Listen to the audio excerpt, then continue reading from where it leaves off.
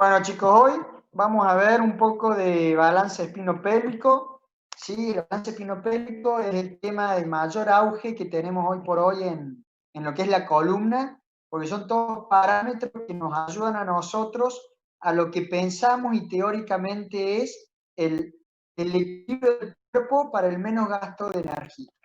Lo que todos sabemos, ¿sí?, es que la postura del humano, del ser humano, es vertical, recta y bípeda. ¿Qué significa eso? Que estamos parados.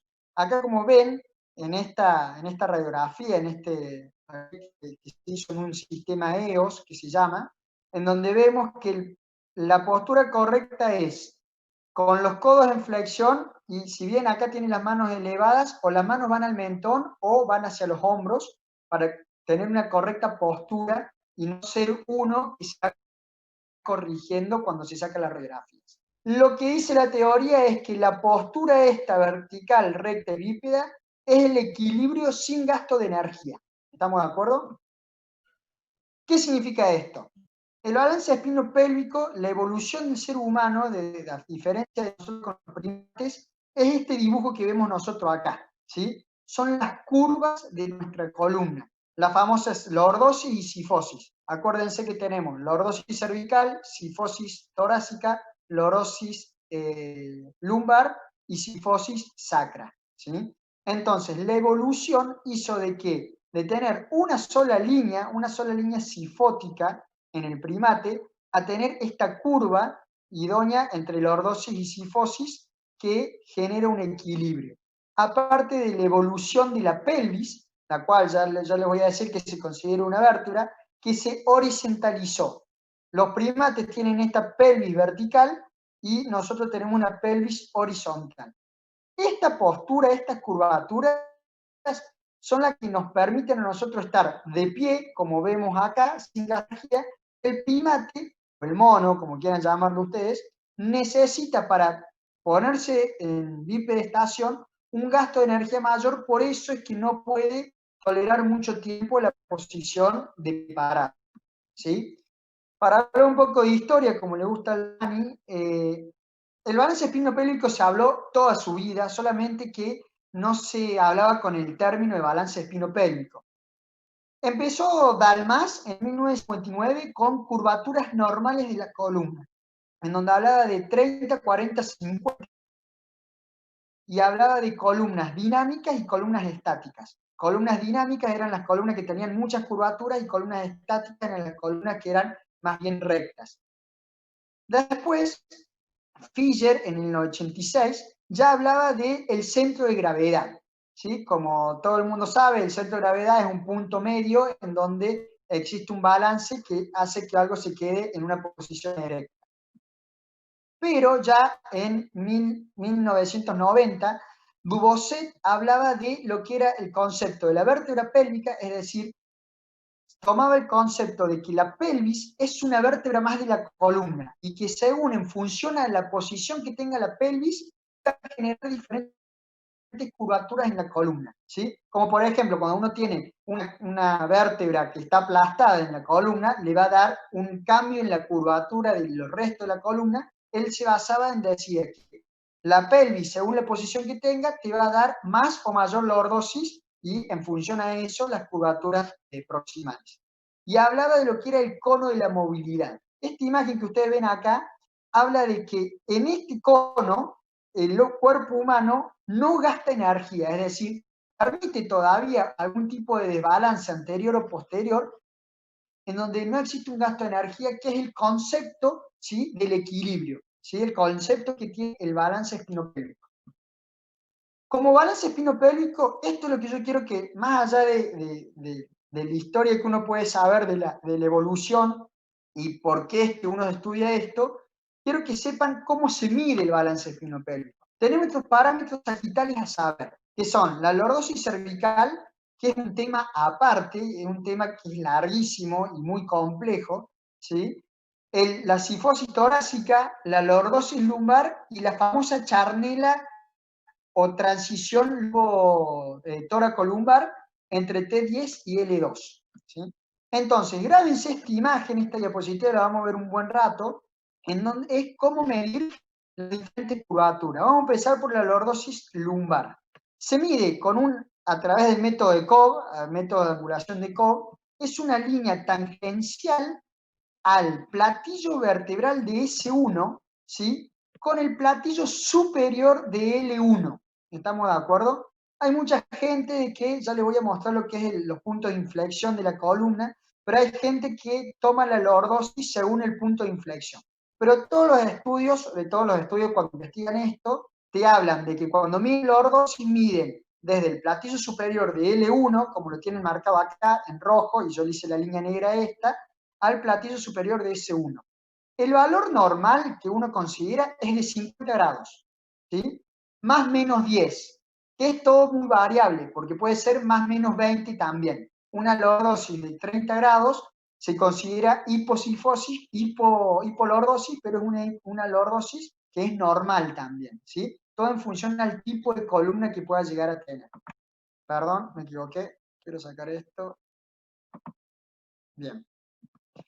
Después tenemos la cifosis torácica. La cifosis torácica se mide desde el platillo inferior de T12 hasta el platillo superior de T2, no de T1. ¿Estamos de acuerdo? Platillo superior de T2. ¿Cómo las espinografías o estos estudios a esta altura están los hombros? Es muy difícil evaluar el platillo superior de T2. Entonces, mucha gente busca el platillo superior de T4. ¿Estamos de acuerdo? Entonces, es totalmente válido medir la cifosis torácica entre T2 o T4, platillo superior vertebral, al platillo inferior de T12. Ese valor normal, ¿sí?, es 40 grados. Esa cifosis no puede ser más o menos 10. ¿Qué significa eso? Hipocifosis o hipercifosis. Pero más allá es algo que se considera normal. Recuerden que la cifosis mayor se da en la cifosis proximal. Entonces, muchas veces se van a ver mediciones que dicen cifosis proximal de T2 a T5. ¿Estamos? Y es como ven en la clasificación del Encke, cuando vemos el balance coronal, en que si es una Encke 1 proximal, una Encke 1 o una Encke 2 proximal. Estamos entre T2 y T5. Después tenemos la cifosis, la lordosis cervical, que se mide entre el platillo inferior de C2 y el platillo inferior de C7.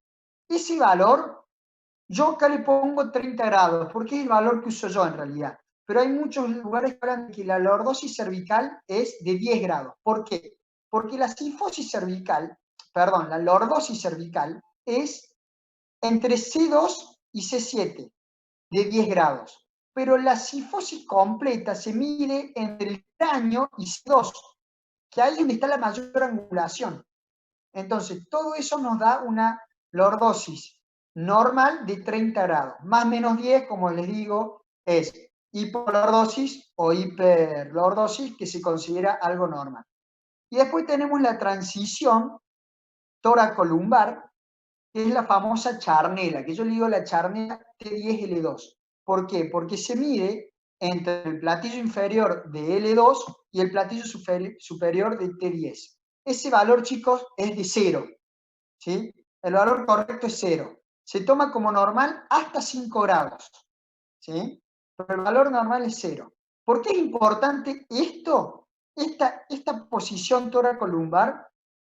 Todas las pacientes que vienen jóvenes, que te dicen que tiene un dolor toracolumbar constante, que le duele mucho la hiperextensión, bueno, que hacen ejercicio es porque tienen una cifosis en la transición toracolumbar. Entonces, si tiene un grado mayor a entre 10, que casi siempre tienen 10 grados, es una columna que está predispuesta a hacer ese tipo de dolores. Ya vamos a ver por qué.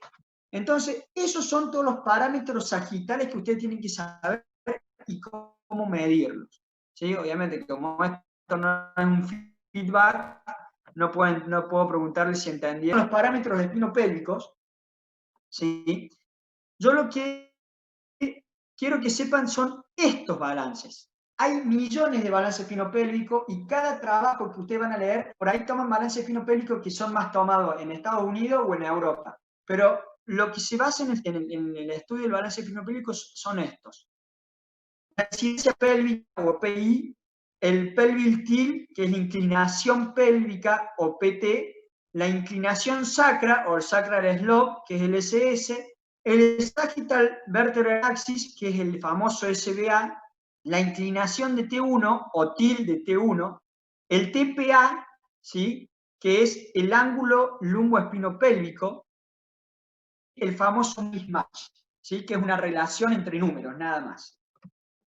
Entonces, vamos a empezar con estas mediciones. Estas mediciones las creó Duval-Beaupré, que en 1992 empezó a ponerlas en auge, y desde ahí se han hecho millones de estudios en donde toman todos los mismos parámetros. La PI o la incidencia pélvica, acá la tienen en 3 imágenes diferentes, yo quiero que ustedes la sepan medir. Tienen que poner los 3 puntitos amarillos esto en el platillo superior de S1, y el punto medio es hacia donde va a ir dirigida la línea, junto con el centroide, ¿sí?, de las cabezas femorales. Como ven acá, el centroide de la cabeza femoral al punto medio del platillo vertebral de C1, una perpendicular. Ese número es de 52 grados, ¿sí? Eso es lo que se considera normal, 52 grados, ¿sí? Es un número, este es un parámetro morfológico, no cambia con la posición del paciente, lo tiene toda su vida y es igual, ¿sí? Entonces, no se modifica con la vida adulta, no se modifica con el cambio de posición. Pero el PI, ¿sí?, va a valores de entre 30 y 84 grados. Es decir, que uno lo toma como término medio esto, pero hay gente que tiene un PI normal y es de 84 grados, ¿sí? Son gente que no tiene problemas de balance sagital y tienen un PI altísimo. ¿En qué nos diferencia esto? Cuando nosotros tenemos un PI alto, ¿sí?, tenemos una mayor incidencia pélvica, tenemos una mayor lordosis lumbar. Esta mayor lordosis lumbar nos da que tenemos una columna dinámica. ¿Se acuerdan los conceptos que yo dije que en 1959 hablaba de Almaz, de columnas dinámicas y estáticas? Bueno, se repite y acá tenemos el fundamento.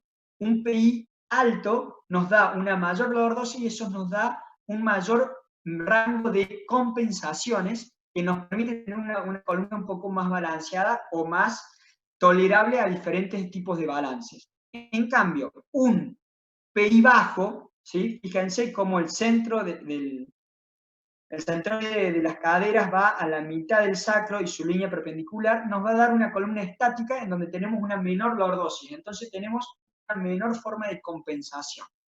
Ustedes miran, ¿para qué me sirve todo esto? Bueno, ya lo vamos a ver para más adelante en las planificaciones preoperatorias. El pelvic tilt, que es la inclinación pélvica, ¿sí?, tenemos que es la línea del punto del centroide de la cadera, ¿sí?, que va hacia la línea media sacra, ¿sí?, y la perpendicular al piso. Fíjense acá como yo muevo el mouse, es la perpendicular al piso. Esto es de 12. Recuerden que la incidencia pélvica era la perpendicular del platillo sacro. Esta es la perpendicular al piso. El valor normal es 12, pero esto es un parámetro posicional. ¿Qué significa eso? Que va a cambiar, ¿sí? Por ejemplo, yo acá le tengo que, hay estudios que hablan, que dicen que son 13 grados en vez de 12, un grado no tiene la diferencia, pero el valor normal, el rango normal es más o menos 6 grados.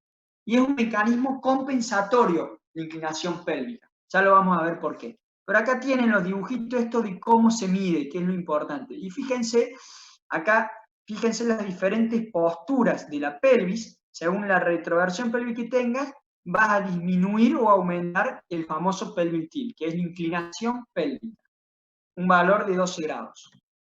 Después tenemos el sacral slope, que es la inclinación del sacro, que es una tangencial al platillo vertebral 1 y una línea paralela al piso. Eso nos va a dar 40 grados, ¿sí? Vamos de nuevo, es un parámetro posicional que se afecta con la posición del paciente y es un mecanismo compensatorio.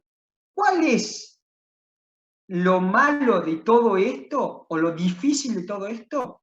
Es la medición. ¿Por qué? Porque muchas veces las caderas no se ven en la radiografía que tenemos nosotros. La radiografía que tenemos nosotros en los espinogramas no se ven bien las caderas, entonces por ahí uno toma mal esos parámetros. Acá yo tengo estas imágenes que ustedes están viendo acá, cuando tenemos un sacro vertical y una espalda plana. Cuando tenemos un PI alto, nos ponen un sacro horizontal, ¿sí? Y eso nos da una mayor lordosis y nos da lo que se llama una columna más dinámica, ¿sí?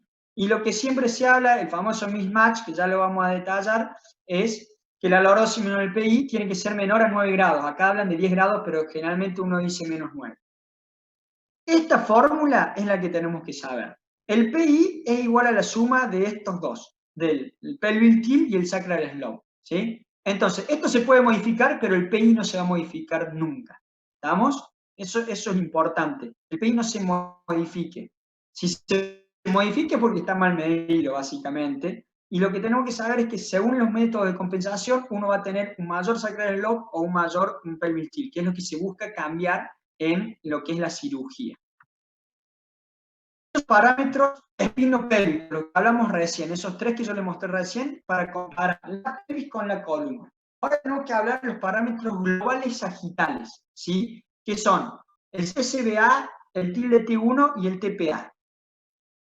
El CSBA, el Sagittal Vertebral Axis, se mide desde el centro de la vértebra de C7, en ese punto, fíjense acá el puntito que yo le hago, fíjense acá el punto que yo le hago, la línea plomada y los milímetros que hay al punto posterior del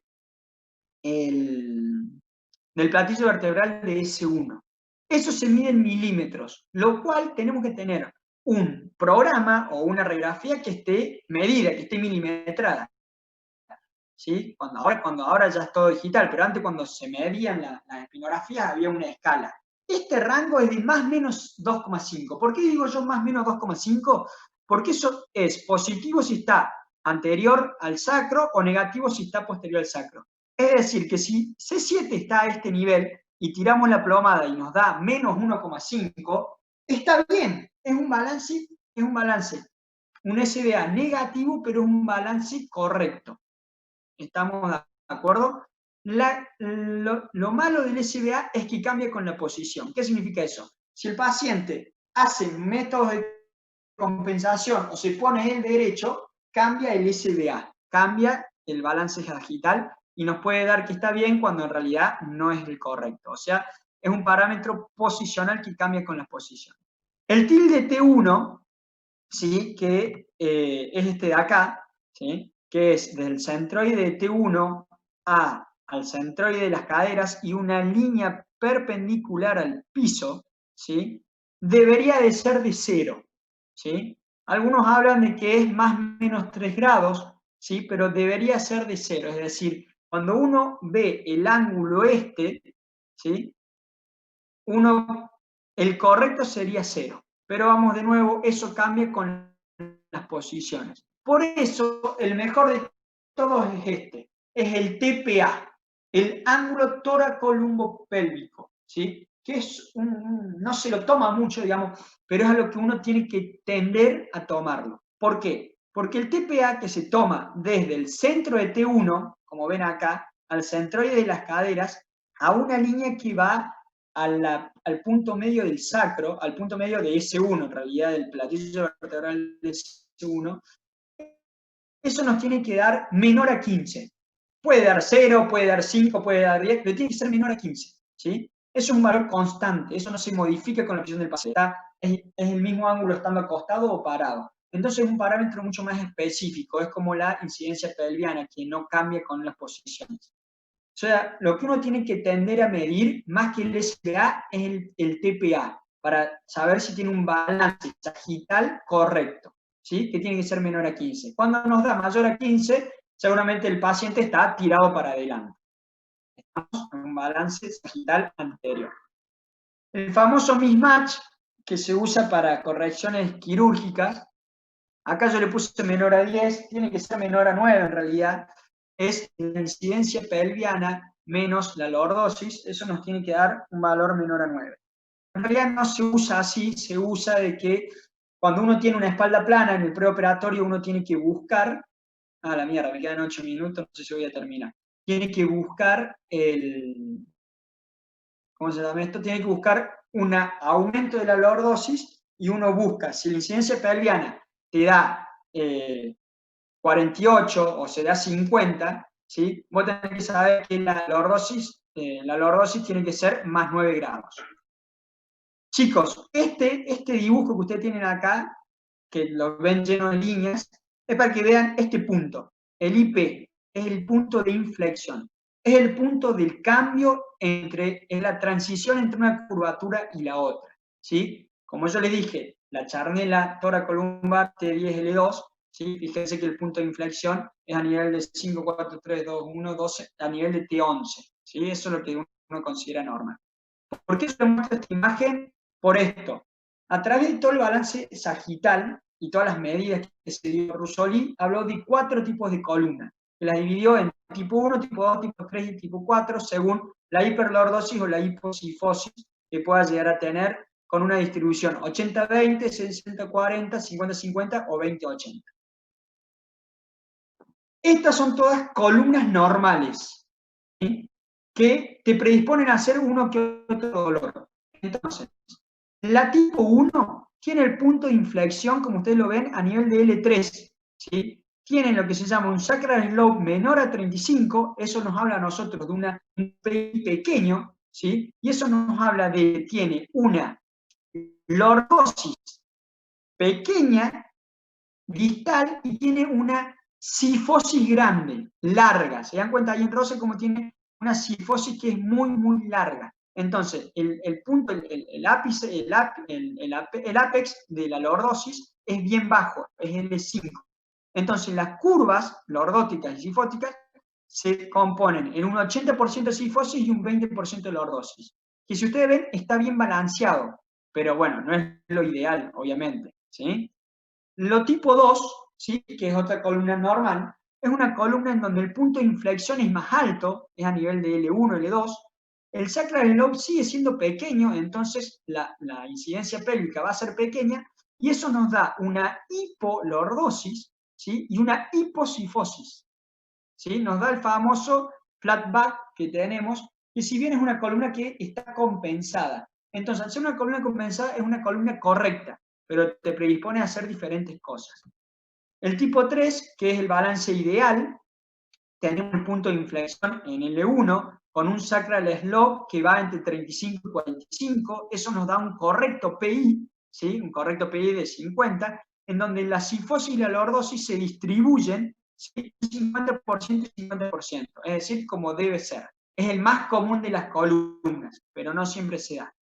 El tipo 4 es una columna en donde el sacral slope es mucho mayor, es decir, el sacral slope es mayor, eso nos da un pelvic tilt menor, nos da una incidencia pélvica aumentada y eso nos da una lordosis donde el punto de inflexión es a nivel de T10, T9, T10, y eso nos hace que la transición sea aún más alta y nos da una predisposición de la columna de sifótica 20 grados y más bien lordótica más abajo. Eso nos predispone a hacer muchas otras tipos de dolencias. Entonces, resumiendo todo lo que yo les dije, es un bajo PI, ¿sí? Nos da una columna tipo 1 o tipo 2, hiposifótica, hipolordótica, o una sifosis aumentada en espacio, y un alto PI nos da una columna correcta, balanceada 50-50, o una columna incorrecta con una hiperlordosis y una sifosis mucho más pequeña y más bien proximal. Este dibujo es perfecto porque nos dice dónde van a estar las dolencias de los pacientes con estos tipos de columnas, ¿sí? Tipo 2, tipo 1, tipo 2 y tipo 4. ¿Por qué? Porque la tipo 3 es la columna normal, es la columna correcta, no nos debería dar dolencias. Entonces, la tipo 1, que recordemos que tiene una hiperlordosis bien baja, nos da una afectación posterior en las facetas bien baja y nos da una afectación discal alta. Son los típicos pacientes que tienen un dolor lumbar bajo, ¿sí? Y tienen puedo decir, ¿por qué el disco L5-S1 está sano y tiene una hernia de disco en L2-L3? Por esto, por el tipo de columna que tiene, por cómo se distribuyen las cargas. A diferencia del tipo 2 que tiene hipolordosis, que tiene los discos todos gastados, discos negros, discos Firman 3-4 en S1, en L4, L5 y en L3, L4, ¿sí? Por cómo se distribuyen las cargas. En cambio, el tipo 4, que tiene una hiperlordosis, tiene altos discos, pero tiene todas las facetas articulares gastadas y mal gastadas. ¿Por qué? Porque la hiperlordosis nos da esa compresión posterior. Apurándome, estos son los mecanismos de compensación del paciente, ¿sí? En una columna normal, cuando está todo bien, pero ya empieza a haber una retroversión pélvica para mantener el eje sagital, pero cuando esto ya no lo puede compensar, ustedes ven que extiende las caderas, flexiona las rodillas y el balance se descompensa igual. Entonces, esta imagen, grábensela, una cadera, un balance espinopélvico normal, y la retroversión pélvica, que es el primer mecanismo de compensación. Fíjense cómo te aumenta el pelvic tilt, te aumenta el pelvic tilt, te disminuye el sacral slope, pero todo lo que es el balance de incidencia pélvica es la misma. Pero fíjense cómo hace una retroversión pélvica. La retroversión pélvica se va para atrás la pelvis, verticaliza el sacro y eso hace que tengamos una espalda plana. Entonces se empiezan a lesionar los discos. Fíjense cómo está este disco acá, fíjense cómo está este disco acá, cuando empieza a generar retroversión pélvica.